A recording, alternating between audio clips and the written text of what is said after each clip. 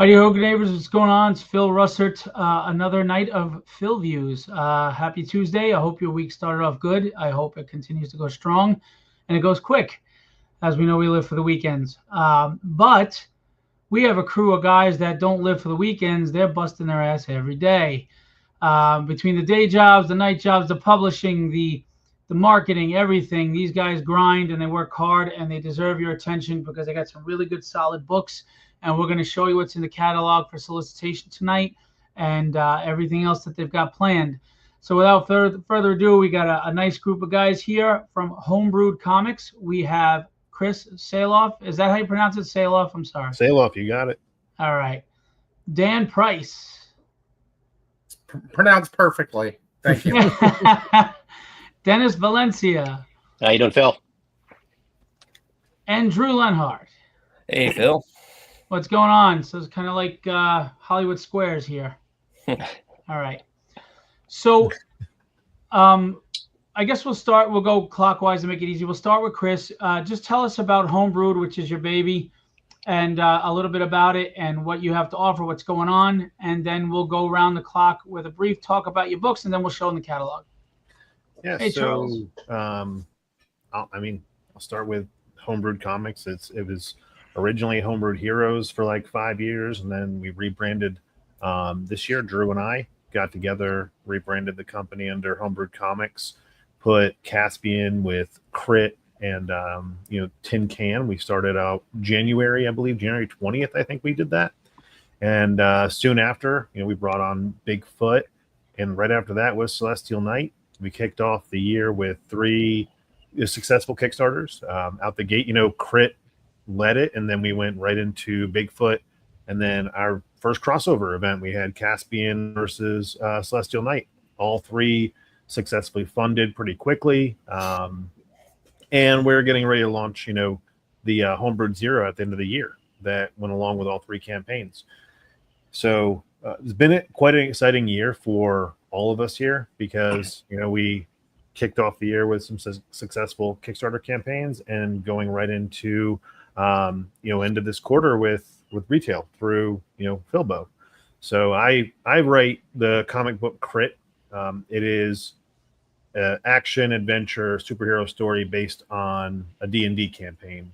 So it's very buddy cop, tongue-in-cheek humor. And I've been doing this now for like 5 years, so really excited to get issue 1 into stores. That is one of the 3 titles.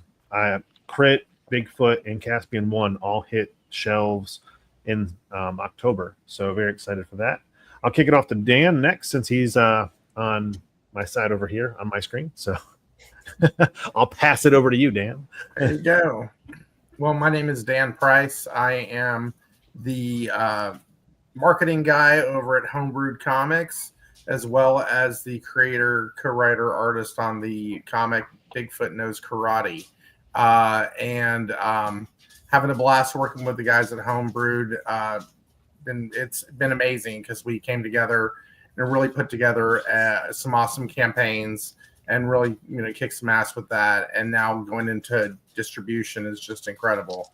Bigfoot Knows Karate is the tale of a gentle yet deadly cryptid warrior. Lives in a world where anyone can be the hunter and anyone can be the prey. In the first issue, he's forced to fight Cthulhu, but we call him Kung Fu Thulu, and it's like the ultimate monster showdown. So we like to think of the book like Godzilla versus Kong meets Kill Bill with the twist of X-Files. And we go further off the rails from there. You got characters like Chupacabra with a shotgun. There's kaiju with missiles growing right out of him. There's a manta corpse in issue 3 that I can't wait for you guys to see. So, yeah, we're having a blast over at Bigfoot Knows Karate. I write that with Casey Allen, my co-writer. And, just excited to bring that to stores. Dennis. Yeah, so I am the 4th member of Homebrewed Comics.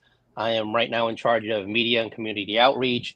My character, Celestial Knight, has a team up with Drew's character, who we get to talk to soon. So Caspian Porter versus Celestial Knight. Launched on Kickstarter, did funded successfully well. If you guys don't know my character, this is issue 1. Hopefully by next year, you'll see it in distribution also. But super excited about the... Oh, thank you. Great feedback I've gotten so far. So really hoping, everyone can pick up the crossover. It's really cool to get two different creators, you know, combine two characters who are oppositely different but very much alike in a lot of the aspects.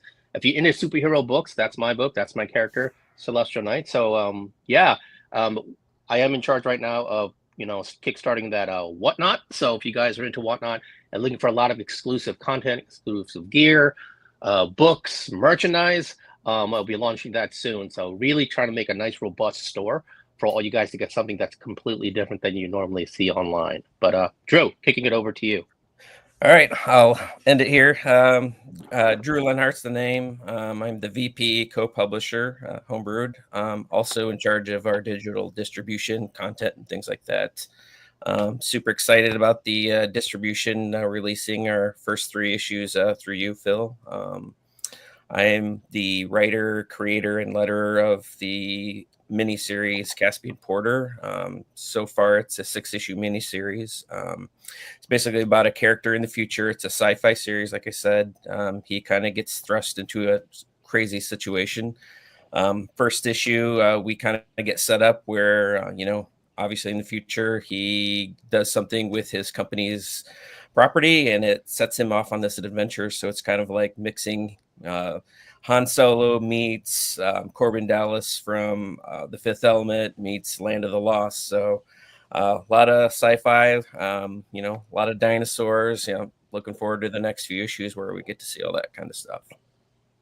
Very cool. You know, I really like how you guys came together to form this power group, you know, and you each have your responsibilities. You're this, like this little Image Comics, you know, where you and I don't mean little in a disparaging way, just like, you know, you're starting out, but you guys all have your responsibilities where you lie, and then of course your book's coming out from your own studios, so to speak. So I think that's great, because in the indie community it can be very hard to deal with other people, you know, whether it's ego or just, you know, the direction they want to take it.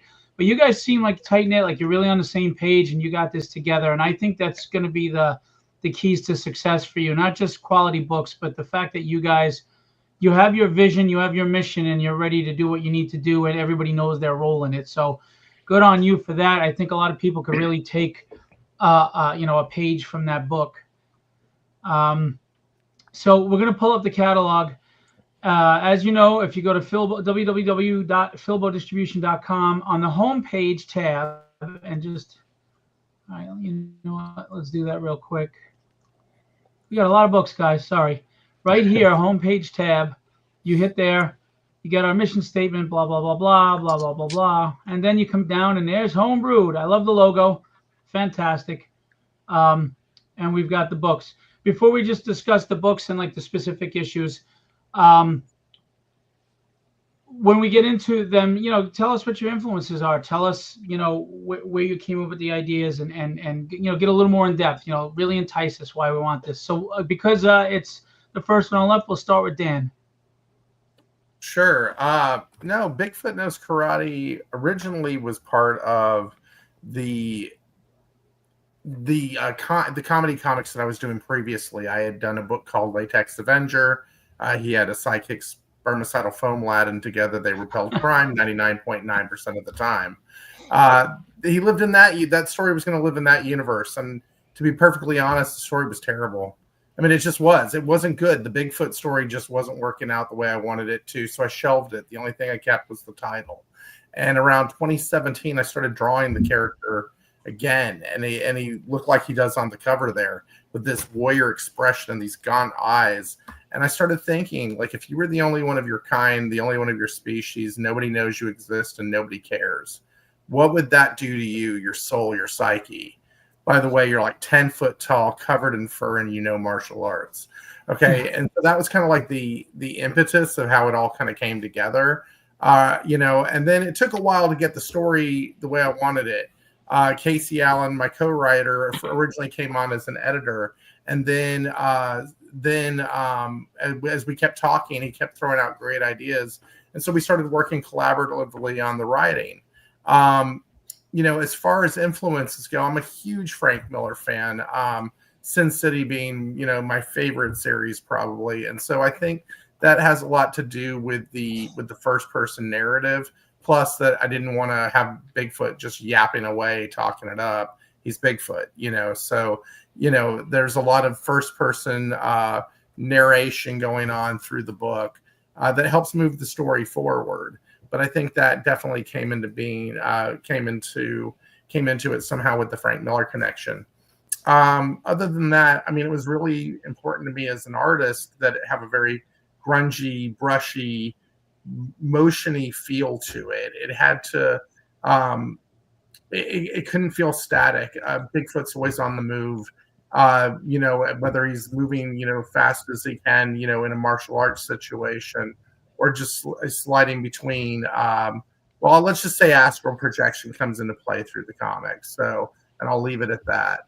But it's, there's more to it. There's when I said Godzilla versus Kong meets Kill Bill with a twist of X-Files, I meant it. There's a big twist at the end of the book that takes you forward. So yeah, that's kind of the long and short of Bigfoot Knows Karate. But if you like kaiju and creatures of lore, cryptids, and a lot of twists and turns, this is a good book for you. Now, would you say this book has a serious side and the comedic elements, or does it favor one way or the other? Is it a nice balance, a nice blend? No, I would definitely say it falls more into the action adventure psychological thriller more than it does the comedic side. There are comedic moments or comedic tones to it at times, mostly like with character names and things like that. But and there are jokes thrown in.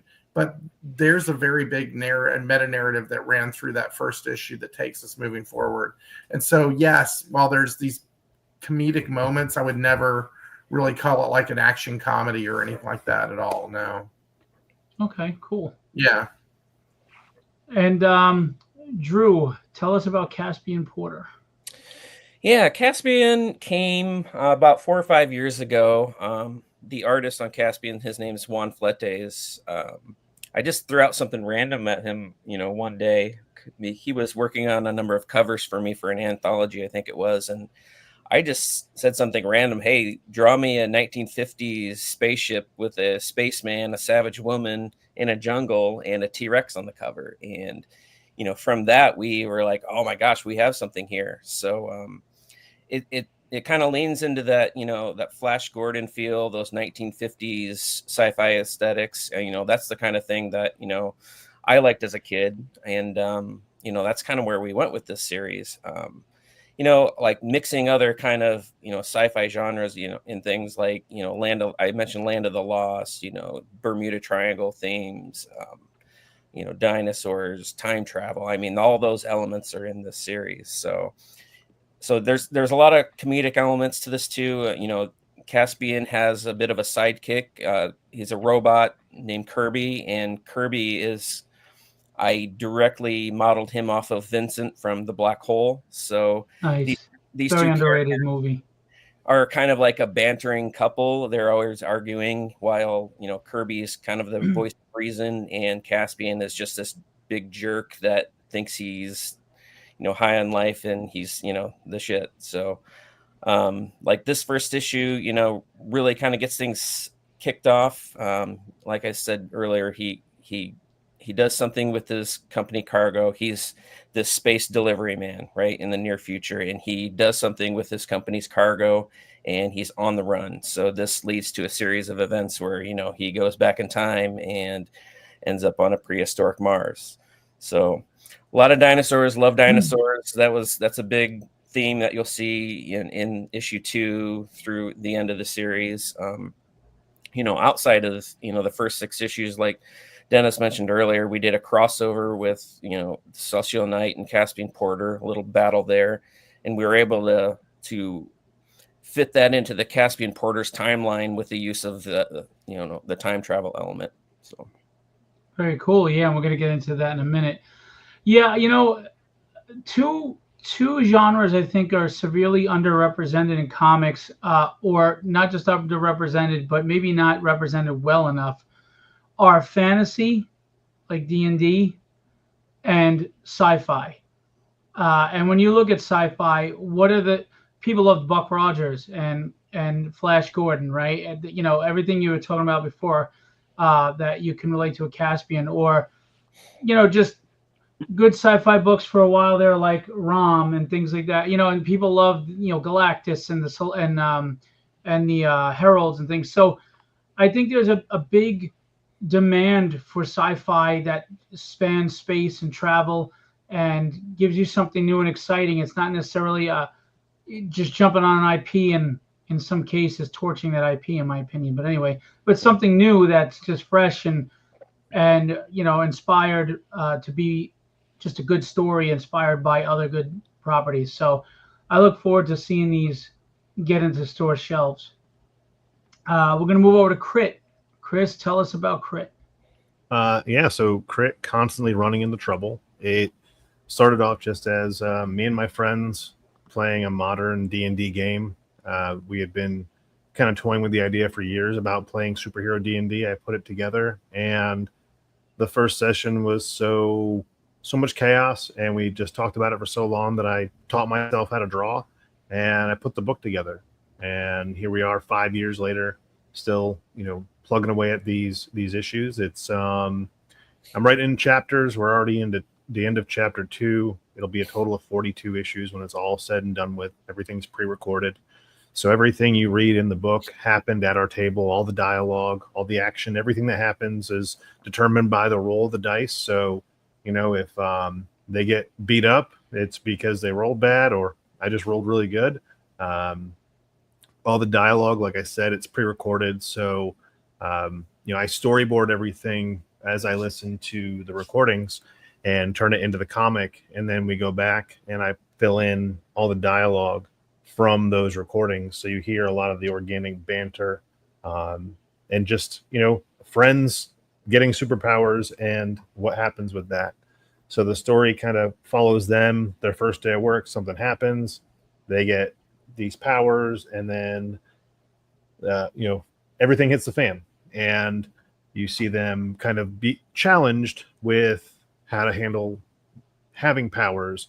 How do they handle being not necessarily heroes, but it's like the hero's journey of like finding themselves within their new roles. And it's friends first, everything else second, and it's a lot of action, a lot of comedy. But the big thing to me is, you're watching my friends pretend they have superpowers and what happens next. So if you've played D&D, you've played tabletop games, the chaos that ensues with all of that. And the title, constantly running into trouble, kind of goes hand in hand with playing D&D. So, I didn't know that was the acronym. I was like crit, like a roll, critical hit. So it is. When I started working on the title, I really wanted to have a D&D reference, and I was like, I want to call it Crit, but I want it to be an acronym. Very cool. And we had multiple acronyms. You actually see like a shift in the story. But one day, one of the players, we were like, do you know what it means? And he's like, constantly running into trouble. And we were like, no, that's not what we had, but that's what it means now. See, and this is my point. Just that whole premise alone is never been done. It's interesting. It's obviously passion on your end of things, and it's just inventive and creative. And that's what I think comics are missing in the mainstream today that you can find in indies. New ideas, people reaching out for new sources of inspiration. And I mean, just the time it puts you into after recording to listen through all of that and then transcribe that and make that an issue and make it coherent and make it work. I mean, that's obviously a passion play. So, that's why I keep telling people indie is on a level that it never was before, right? It's much better production, working with greater talents such as you guys, and coming up with ideas that are fresh and new and exciting. And, you don't have to worry about the continuity of 2,000 issues, right? Because you're on board. You're at the beginning. You're at the start. You're starting the journey with us. And I think that's really vital. And there are a lot of there's a lot of proof that indies sell very well when they're promoted in stores and when they're given a shot. So I really look forward to these books being on shelves. And I don't know if you guys are gonna have some store signings or something we'll talk about and you can announce. But I want everybody to know this is the first catalog. The FOC is September 1st. So if you're a store, you've got to get your order in by September 1st because then it locks. It will be available for reorder and back order, but at that point, it will be going out to stores by October 15th. So in order to receive it for October 15th release, you would need to put your orders in before September 1st. And that's key. And all of you fans out there that are watching or that you're looking for something new and exciting, you have the power. Tell your stores you want to give this book a try, and those stores will order with confidence. Put it in your pull list. You got nothing to lose. I don't know about you, but there was a time where a Wednesday was so exciting for me. It was like Christmas every freaking week to go to the comic store, And I think indies can make that happen again because there's just tons of content. It's all diversified and different, coming from different perspectives. I mean, just look at the 3 books we have here, Bigfoot Knows Karate.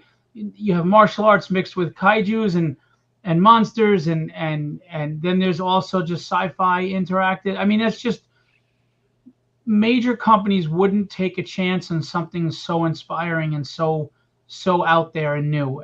But yet fans will clamor for that instead of the same old regurgitated stuff. Caspian Porter, everybody loves that scoundrel faulted hero that you root for, and you see the good in him even when he's doing some bad sometimes. And again, touching on that sci-fi that people grew up and loved. And then Crit, I mean, you heard what he said. It's just a really, really different premise that I've never heard of done before personally. So kudos to you guys. Get your orders in, and I want to show everybody before we get to the next solicitation. If you're a fan and your store, maybe you live in a state that the stores are far away, or there's a store that you just like to do online retailer. If you go to the tab that says LCS order form, we have both catalogs right here. And when you click on it, you have an order form. We're going to work on trying to do it where you can fill it out digitally, but right now you can print it up, check off what you want of all the books we have, okay, and submit it to your store at that point so that the store knows what you want in your pull list. Nice and simple. Sit there, take your time, look through the catalog, check out every book, look at all the covers, look at all the synopsis, see what catches you. Check it off with the quantity. If you want 2, you want 3, you want 25, want 100. I think 100 sounds good, right, guys? Put it in there, and then you send in the order form. I think that sounds like a good number. And then we've got, obviously, for issued previews, Philviews number 2. Okay? And it's pretty simple, self-explanatory, and you can total it down here. And then, we just added some graphics as we keep trying. And one of you guys is going to be the cover for the next Philviews. So very cool. Thank you for that. That's going to be great. Yeah, that's going to be awesome. All right. What's that? That's going to be awesome. Thank you. Yeah. No need to thank me, man. We're all in this together. Okay. Home page.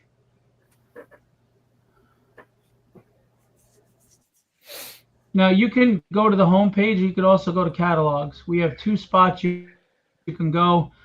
We understand that some people maybe aren't as computer savvy, so we're giving you as many options to find everything as you need. All right. Philviews again. We're going to go down to Homebrewed. We have over 70 publishers at this point, guys. So that's huge. It is. We're moving along. Was that a tragedy? This is.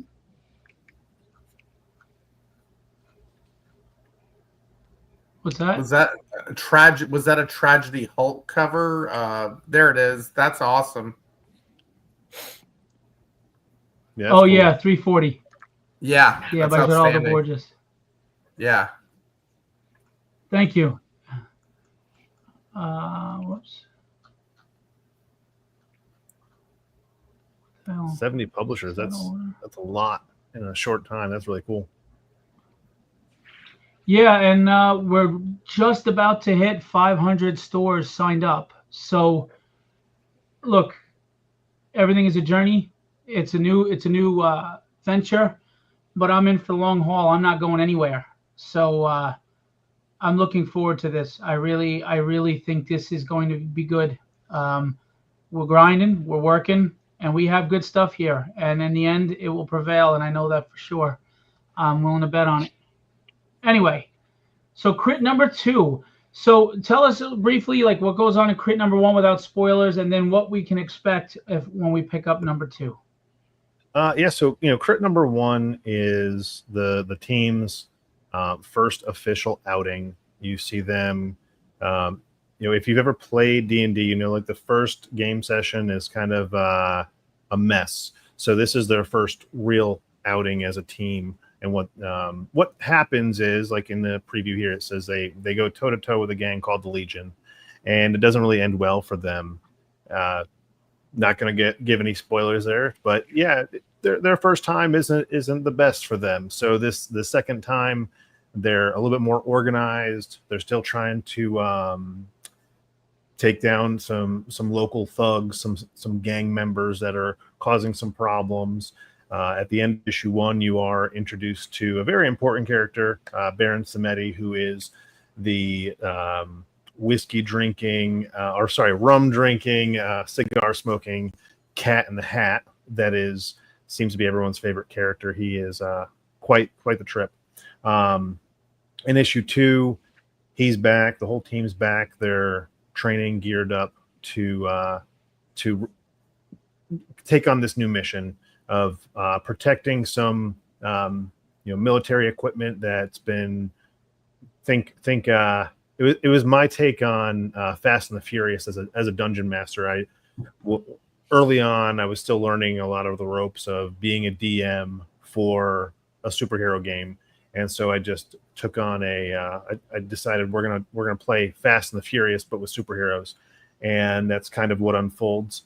So that's what happens in issue 2, and again, it just unfolds a bigger story. You can't have a title called Constantly Running Into Trouble without leading into more trouble every issue. And right. It just builds a story, builds some of the backlog of some of the villains in the book. And you've got some Scooby-Doo references, some major. Again, my book is so tongue-in-cheek and so meme-ridden that we actually have one issue where I have an editor's note where I apologize for all the memes, and this one is no better.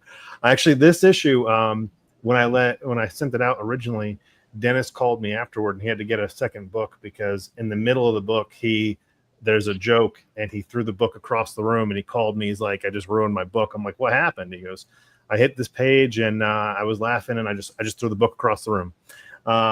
So you might want to buy multiple copies because you might end up throwing this book across the room. So I think you said 100 was a good number, right? That's what we're aiming for. minimum start there. Yeah, minimum order 100 because you might throw this book quite a few times, or you might have friends that throw the book. But see, that's the point. Is it just sounds like fun. I mean, escapism, isn't that what we're looking for when we go to comics? Yes. We don't need to be preached at. We don't need anything that's so real that it feels like you're still in the real world. It's driving you crazy every day. We want escapism, and this is fun.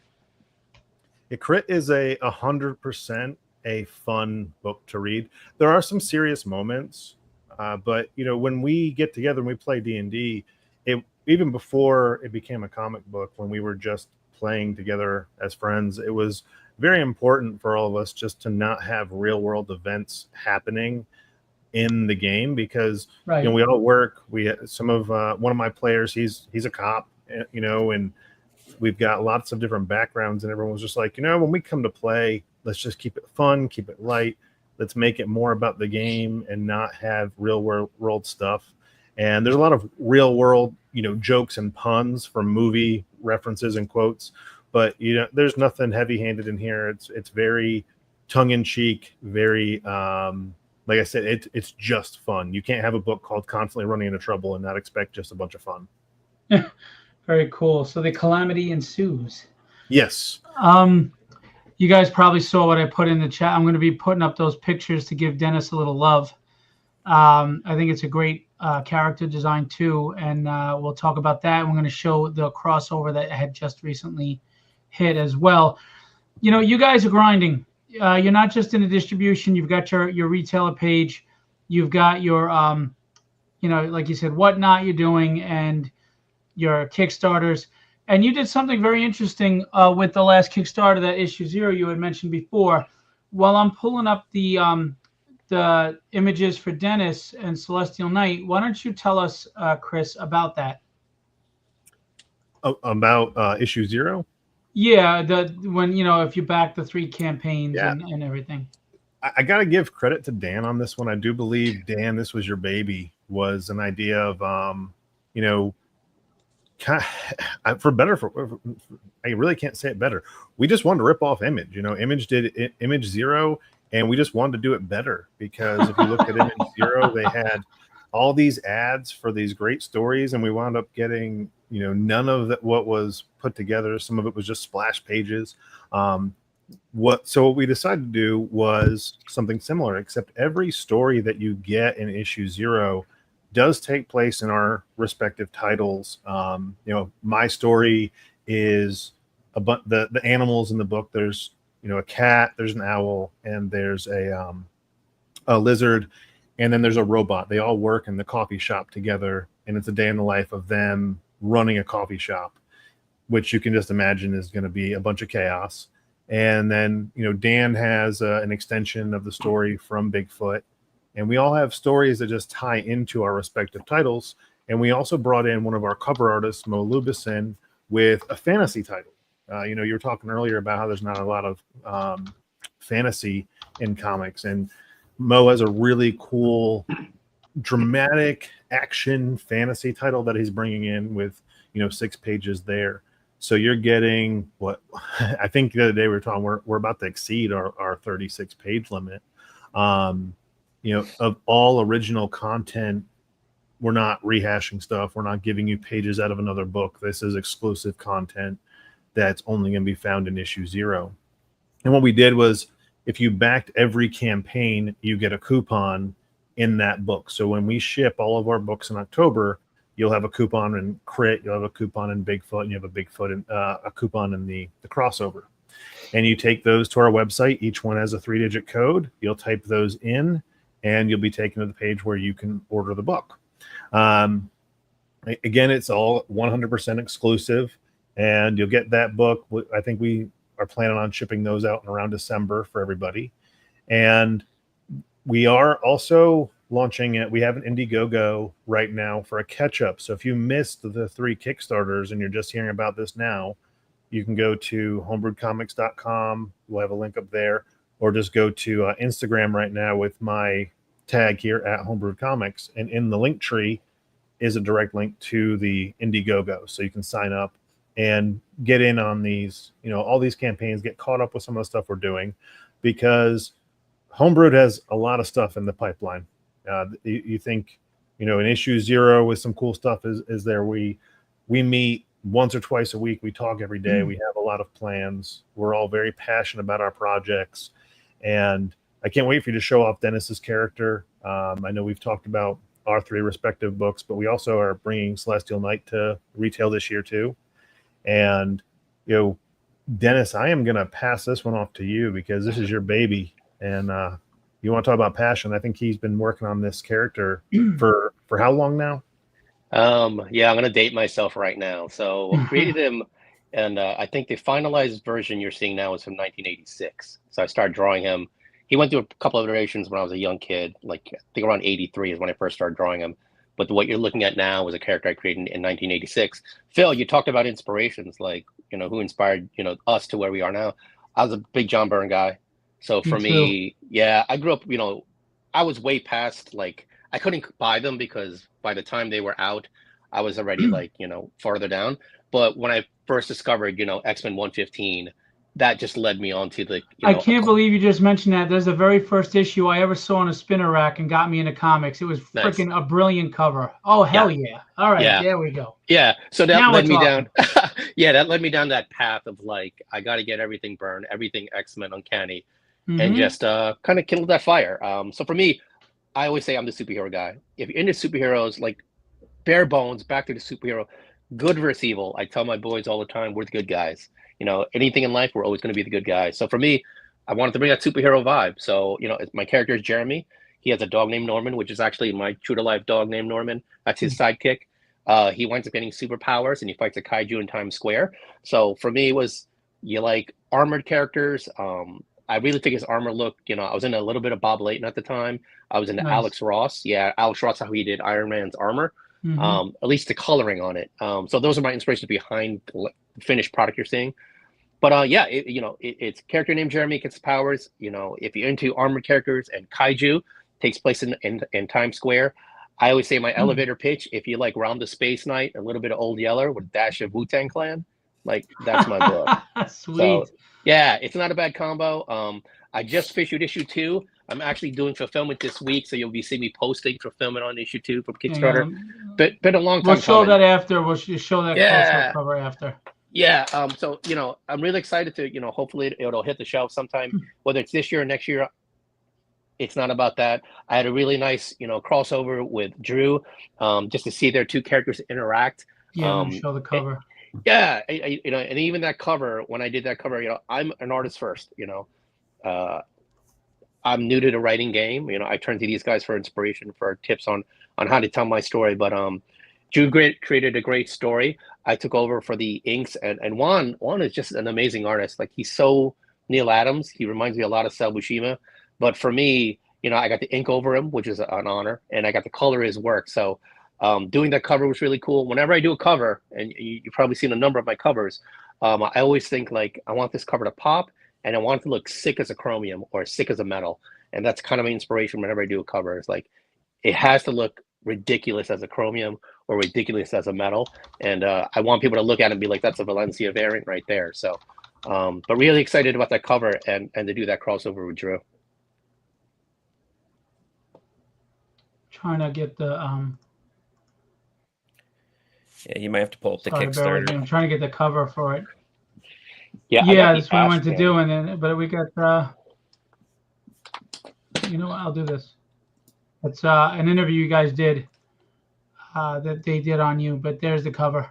There we go. Very cool. Yeah, that's the Dennis Valencia. Yeah, cover. I like both character designs. Caspian is, again, that classic sci-fi. I like that. And yeah, I mean, you could tell that your inspirations were Rom and Iron Man stuff, but obviously you went a different route. It's your own character. It's its own thing. Yeah. And I like your logo for Celestial Knight with the light sword and the gleam on the metal. Very cool. People don't realize that logo is everything, because, like, if you were to write any words in the same font as Coca-Cola or Spawn or whatever, your mind automatically goes to that product. It's Coca-Cola's logo that somebody wrote it in, or you know what I mean? So branding like that is really important. So when you have guys have good logos, it really makes a difference. So, but this is great. This just finished on Kickstarter, right? Yes, sir. Successful. Very successful. Very cool. And is this a one-shot crossover? Does it tie in at all to the main series, or? I'm going to leave that to Drew, but I know, at least for myself, we've kicked the can on this. A lot of little fun ideas. I'd love to eventually, and this is way far down the line, I'd love to somehow get universes crossed. I was just actually driving home today, and I just thought, like, how cool would it be if Bigfoot's doing something or fighting something, and overhead flies Celestial Knight, and he just looks up and sees this gold arc, fly across the sky. I think of those silly things that I'm driving home. But yeah, I know it's a one-shot crossover, but for me, it opens up a lot of cans, like doing a crossover with Dan, or Dan doing crossover in Crit. Like, maybe one day down the line, and I'm sure the powers that be, the boys up above, they'll decide that. But I just think it's super cool. I think when you're in indie comic community, you see so many creators you want to work with. Like, I dig that. And I got into this doing fan arts. I see all these guys doing sick stuff, and I would say, oh man, I want my character to be that, or I want to draw that. And I think this is one of those opportunities where we actually did do it. I mean, how many indie comic creators see other characters and be like, oh, I'd love my guy to team up with that guy or do something cool. And we actually did it and took the opportunity. I highly recommend anyone who's watching, like, there's an indie comic creator you admire or you want to work with, like, take that shot. Very cool. I think like one thing, like, I fit it into my continuity, like in a different way that you would think. So, like, I think it'll be in the second issue of Caspian Porter, without trying to, like, give too many things away. He gets sucked into a wormhole, but the point of the crossover was, what if Caspian made a pit stop before he went on his normal journey? And that's how we kind of fit it in with the crossover. Nice. And then he picks back up on his normal journey. So kind of a unique way to kind of fit that in there with like keeping it canon. So have you ever thought of any like universal threat to get everybody together to face, or something, some monumental crossover like that? Maybe someday, once these titles like really get into the meat of it. I don't know if we've really discussed, but it's kind of tough to do crossovers that kind of make sense, I think. I think that would be the challenge there. I don't know what the other guys think, but I'd love to do a crossover with everything. I think that'd be awesome. I think you guys are up to it. I mean, just look at what you guys have already created in your own corners. I think you guys are up to the task, and I'd love to see it someday. But obviously, first, let's build this in comic stores, and let's get everybody out there telling their stores to put in their pull list. October 15th would be the launch.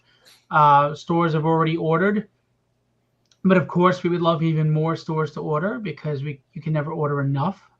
It's about creating a fan base and inspiring people to pursue their dreams. And it's about getting readership back in stores and getting people excited about comics and new ideas and passion ideas. So I'm really looking forward to it. I love working with you guys. I do want to say this. When I first started, like reaching out to some publishers to say, hey, before I made my hard announcement, this is what I'm doing, blah, blah, blah. Chris was on board right away, and of course introduced me to all of you, and you are all on board, and your excitement and enthusiasm for it is much appreciated and infectious. Dan is like a beast, man. He's just constantly plugging away and pushing, and hyped up and excited, and that's awesome. You guys doing your shows every week, your Kickstarters, you're kindred spirits in that way. And I just appreciate that you guys came on and started taking a chance with me from the beginning. And I want to see it bear fruit for all of you, and I do believe it will. And I'm just excited, and I'm glad to have you guys on board. So I appreciate it. Thanks, man. Yeah, thank Appreciate you. it. Yeah, we're Very excited to much. be here and be with something from the ground up. I think that's important, especially with the way indie is. Indie, it's a community. It's not just one publisher here. It's not a competition. We're all you talk about pull lists, you talk about Wednesdays going into a store, and you don't see a person just buying one. I mean, Right. maybe someone just buys Spider-Man. Let's just say that. But generally, like me personally, when I go into a store, I know what I want when I'm getting in there, and then I always want to look at what else is coming out. And I talk about some of the times when I go to 3 different stores, and I'll see a lot of different people in each store, and some of them haven't been to comic book stores in a long time. And the person working there, they say, well, what should I check out? And the first thing they usually point to is an indie book. I don't really, there's my local store. Like I said, I have 3 of them. And every time I've been in there, and I remember it was a few weeks ago, I was in, and a guy's like, man, I haven't really read comic books in about 10 years. I saw this, the store that I go to had been on like a show or something that he had seen. And the guy was like, so, haven't been reading comics for a long time. He said, what are you into? He's like, action adventure, the typical stuff. He's like, well, let me show you this. And he goes over and he pulls out some image books, and there's like a Boom book or something. And he starts pulling some of that stuff out. And the guy immediately was like, oh, this looks cool, and goes through a bunch of indie books. So, that gives me hope personally, seeing that a lot of new readers or, old readers that are now getting back into it want new stories. They want things that aren't rehash of the same thing over and over again. And I know us, as well as I know a lot of guys that are involved in Philbo, and everyone's bringing fresh perspectives to the table. It's not the same story over and over and over again. And we have, I'm proud to be here with 4 different titles with 4. You might have some connective tissue here and there, some some inspiration that we draw from similar things, but everything's told with a fresh perspective. Everything is from what all of us can, I think, can attest to this.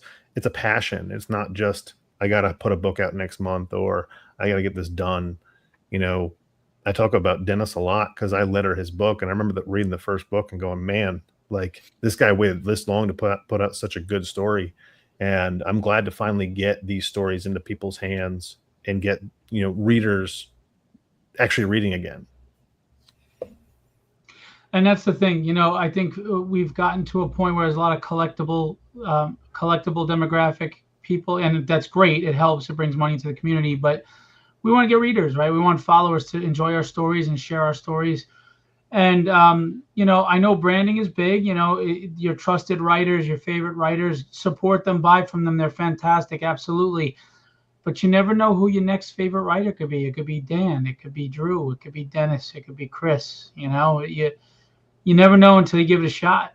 And Jason Meadows was here, Knuckle Slupper Studios. We're going to have him on to talk about his book at some point, because that's a book that flies under the radar and really deserves more attention. But yeah, so obviously we showed your website. We'll go around. We'll start with Dennis and go. Actually, we'll start with Drew and go counterclockwise. Tell us where we can find you, and we'll go from there. So you can find me on Instagram. It's at drew.d.lenhart. You can also find us on homebrewedcomics.com. It's got links to everything, our YouTube, our Instagram, all the links there. Facebook is also drew.d.lenhart.35, I think. So, yeah. Cool. Dennis? Yeah, you can find me on Instagram, Dr. Valencia Team No Sleep. Obviously on Homebrewed Comics. If you guys are local, when you guys are in town, surprise out of the blue, I'll be at Charlotte Comic-Con this weekend on Sunday, hopefully with the big man, Chris, side-by-side tabling together, pitching books, talking comic books. So if you're in Charlotte Comic-Con, Concord, please stop by. I'd love to see your face. Dan? Yeah, you can find me at on Instagram at danomite139. That's also good for TikTok, Blue Sky. I think that's about it. You can also find me at homebrewedcomics.com, just like the rest of the guys. It's a good website. Go check it out. We have good stuff there. Go get some merch. And if you want a deeper dive on Bigfoot Knows Karate, go to bigfootknowskarate.com. That's out there in the universe for you too. And Phil, thanks so much for having us. So thanks. Yeah, I appreciate you guys. Absolutely. Yeah. And again, Instagram right here, Homebrewed Comics. That's me. Give it a follow. I'm on Facebook and stuff too, but really my main social is Instagram. So if you go to my page, you will also see links for all of them. So I've got it right on the link tree. You can get to everybody's page and check out the website, because we do have a lot of merch that just hit. We're updating that site pretty frequently. And, you can pick up your Bigfoot shirt, your Crit shirt, Homebrewed shirt. I think we do have an awesome hoodie that Dennis designed the back of. So that's on there as well. So definitely go check out homebrewedcomics.com. We've got some big things in the pipeline, and you can sign up for the newsletter and keep up with us there. Very cool. It's good to have you guys on. It's good to have you aboard with Philbo. I'm looking forward to this, and I appreciate you guys. And it's time to kick ass, man. It's time for Indy to shine. It's time for Thanks us for having to us. show We really people do appreciate it. Getting the word out is important to us too. We're calling stores. We're hitting our local stores. I think Dan's writing partner Casey did like a bunch of cold calling. We've been hitting this retail side hard. We want we want the books in stores. We want people to read our comics as well as other indie comics. Getting the Philbo name out, I think, is important. So we've been trucking along on that one. Yeah, I mean, that's the grind, right? We do this because we love it. We do it because we're passionate about storytelling. We do it because we just want to, these stories that are scratching at our heads and our skulls, we want to get them out there, and hopefully you enjoy them too. invest in us and you won't be disappointed. And that's all I'm going to tell you. Shazam! What's up, Kenny? If anybody needs a great artist for hire, Kenny is professional, affordable, and phenomenal. He's done a lot of work for me on Tragedy, and he did my manga too. So Kenny's a good dude, and he's busy right now, but he might be able to do a cover or something. Reach out to him. So that's about it, guys. I appreciate you. I'm going to just one last time, I want to show everybody in the catalog right now, which will release in stores October 15th. The FOC is September 1st. Tell your stores you want to order it. Stores that have signed up, give it a shot. You won't be disappointed. Even if you sample size a couple of issues, I think it'll be great. We've got Bigfoot Knows Karate, we've got Caspian Porter, and we've got Crit. And then in our August catalog, which FOC is October 1st for a November 12th release, we have Crit number 2, Vigilant Pursuit. The hijinks continue and they get into more trouble. So go out and check them out. If you see these guys at Charlotte next week, or if you see them on the internet, follow them, like, share, comment, tell them how much you love their stuff. And here's the last thing I'll say. If you've backed their Kickstarters, if you know what their books are about, if you've seen them, create a buzz, talk about it. Don't just, it's nice that you message them and tell them how much you like the book. We love that. But tell everybody else too. Let them know this is a book you need to invest your money in because it's worth it. Create a buzz. Instead of talking about how much you hate some streaming movie, talk about how much you love these indie comics. It makes a world of difference for people that are really working hard. And it spreads more positivity, and it gets good stories out there. And we need more of that. Instead of complaining about what's not working, let's give these guys a shot, and let's show you what is working, and let's talk about that. All right. Awesome. You guys, I appreciate you. And I'm just going to do a quick little shout out for my stuff, and we'll wrap it up. So you guys have a great evening. I'll see you on the flip side. Homebrewed Comics, order now, or I toilet paper your house. Awesome. There you go. Thanks, Phil. Thanks, Phil. Later. Thanks, Phil. All right, great. You're not going to find a better group of guys. And I'm very serious when I say this, and you all know that I'm very sincere and passionate. They've got the right attitude. They're not just putting out solid individual books, but the way they've teamed up, and they're a community, and they're building something that should be nurtured, that should be supported, that should be appreciated. And I really would love to see that happen for these guys. They're a good group of guys with talent and passion. So that's all I'm going to say about that. I do want to let you know, if you haven't been seeing, I'm promoting early. Tragedy is in the catalog as well. And because I have covers by Wills, who is a founding father of Image, in my opinion, one of the greatest artists to ever put pencil to paper. And he started as an inker. People don't realize that. Amazing inker, a Punisher. Alex Sinclair and Chris Sotomayor, two of the greatest colorists to ever color a book. Kreese Young-Sung Lee, who is really making waves in Marvel and DC now, phenomenal. So we're all going to be doing store signings. We're going to be at All-Star Comics October 15th to launch Tragedy from 10 a.m. to 2 p.m. Reach out to Guy Schwartz, who owns All-Star Comics, if you want to get more information on what he's doing there. And we'll be there.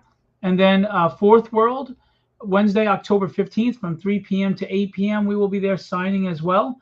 And launching Tragedy. We've got the Wills cover. We've got the main cover by Ricardo Silva. We've got a Bill Sienkiewicz cover. And we've got the Hulk 181 homage cover by Kreese as well. Alex colored the Wills Potasio cover.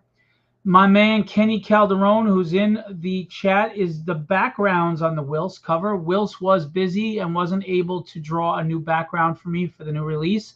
So he said, please go ahead and have someone do the background.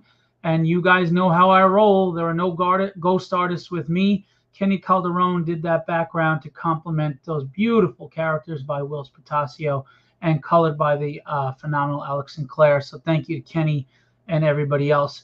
And thank you to Chris Sotomayor, who's been a phenomenal friend and colorist and mentor as far as coloring. I've learned a lot from him. Who does the interiors, did the Color Domain cover, and colored the Bill Sienkiewicz cover.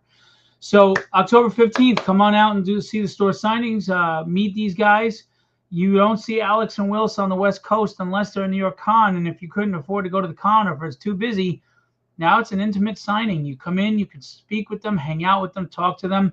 And I got word from Wills Portacio himself that he will be charging only 50% of his normal price for CGC and grading and stuff. If you do Tragedy. For Tragedy, he's knocked it down 50%, which I cannot thank him enough. Wills is a true gentleman, has always been very kind to me. To call him friend and his wife, Jo, is great. And Alex and Chris have been phenomenal to me. They treat me with the utmost respect. They treat me as if I was Marvel and DC. They all of them do. They do wonderful work. Alex has colored quite a few covers for me. Chris is all the interiors and covers for me. And I can't thank them enough for the people that are at this level in the industry and this busy and on these major projects to give little old me the time that they do and to be willing to do this signing for me. It means a lot, and they're really kind people, and I appreciate them. And Kreese, of course, I knew Kreese when, he wasn't blown up like this, and I have a piece by him that would probably cost me like $4,000 now. So I'm very lucky. He's an amazing artist. If you haven't seen what Kreese can do, he could do manga style. He could do tight 90s pencil style like Jim Lee, David Finch, etc. Just a phenomenal artist. And then there's that schmuck in the middle holding up the book. That is the weak link, but I think I do a pretty good job writing. So, but you find out by telling your stores to order Tragedy, and then bring your copy to get signed. All right. I appreciate you. That is Philviews for this week. Next week we have Monarch Comics coming on, and then we're not sure who's after that, but each week we will get somebody. A future guest will be Heavy Metal. Antarctic Press, Knuckle Supper Studios, and a lot of great guys in the catalog, a lot of great publishers who really deserve your attention. So if you're bored and it's 3 a.m, go to Philbo Distribution, just go through the catalog, look at what looks good, see what you got there, read the synopsis, look at the covers, look at the variant covers, and fill out that order form and go to your comic store the next day and say, hey, this is what I've been surfing. This is what I want. We would appreciate it. All right. Some people looked at Diamond falling as a bad thing, and it's never good to see a business go. And I don't like to see that go. I think the more distributors, the better. We have other distributors out there that just help the market, and we want the market to grow, right? I believe in the free market. So I do not see them as competition. They're my brothers in arms. Obviously I'm not at the level of Lunar, but Lunar is the big guy out there, and Penguin Random House. And of course you've got Massive with Lunar, and you've got Panelfly and ICV2. They are not my competition. They are my allies and brothers in arms, and they help grow the industry. So just a little shout out to them for what they're doing and what they're trying to do. We all need to support each other, because tearing down is easy. Building up is hard. And building up is the way to go. That's how you make things happen.